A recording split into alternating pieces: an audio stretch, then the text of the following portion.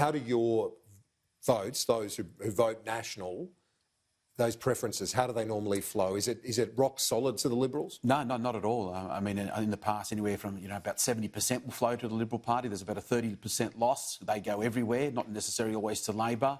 But I'll say it. There are a lot of National Party members that are very annoyed that the Liberal Party didn't want to see the Nats run in this race. They blame us for their loss last time round. And the truth is that the Nats have every right to run, and they wanted to wave the flag. When as a party, do you grow? If you don't have the fight in you, and we had that groundswell from the membership that wanted to fight, and whatever happens tonight, look, if we got to double figures, it'd be impressive. I don't think we'll do much better than probably the 6 or 7% we got last time. Well, I'll tell you what won't help, Kieran, in terms of that Nationals vote flowing through are these brochures or pamphlets we've both been sent, which from the Labor Party saying, in Nationals colours, saying voting Nationals, vote to Kristy McBain. Yeah. Labor deliberately targeting... there they Authorised by Labor. Yeah, deliberately targeting and mentioning John Barilaro. Deliberately targeting the Nationals vote. Clearly a belief they need those Nationals preferences to get there.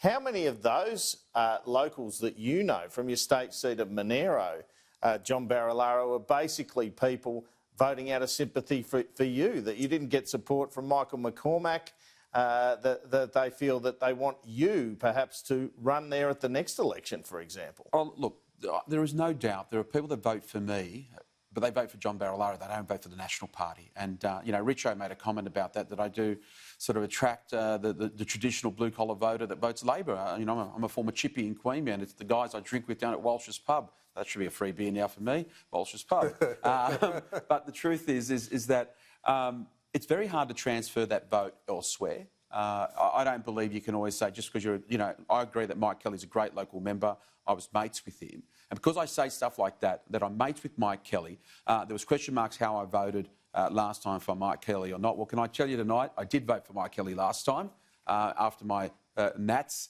in Sophie Wade. But why? Because I vote for the man and not necessarily the party, and that's what you'll find today. People vote Nationals and not necessarily a party. And also they're showing this, they've been sending out Labor Party a pamphlet saying, quoting you, saying Kristy McBain is someone I've also built a friendship with and she's been a great local mayor. I mean, she has. Isn't that an element of disloyalty from you to the coalition? No, because, before she was announced as the candidate for the Labor Party, she was the Mayor of Bega, who I've worked tirelessly with in relation to bushfire recovery. And previously, I've written references for Kristy McBain. No, but I mean, what you said before generally about, your preference Labor. But you get to do what you like in the privacy of your ballot box, don't you, Andrew? Yes. I get to do what I like to do. But today I've told you what I did last time. I'm not saying what I did this time. But the truth is, Kristy's a very good local former mayor who I've worked with well. And you know what? Labor picked a very, very good candidate. And I'm able to say that.